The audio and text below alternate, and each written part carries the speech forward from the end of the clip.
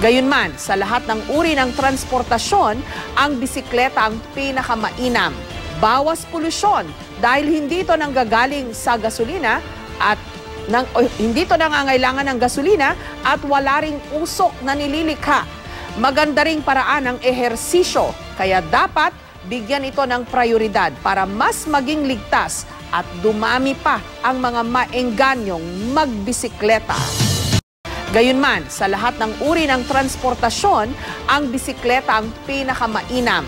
Bawas polusyon dahil hindi ito nanggagaling sa gasolina at hindi ito nangangailangan ng gasolina at wala ring usok na nililikha. Maganda ring paraan ng ehersisyo, kaya dapat bigyan ito ng prioridad para mas maging ligtas at dumami pa ang mga maengganyong magbisikleta.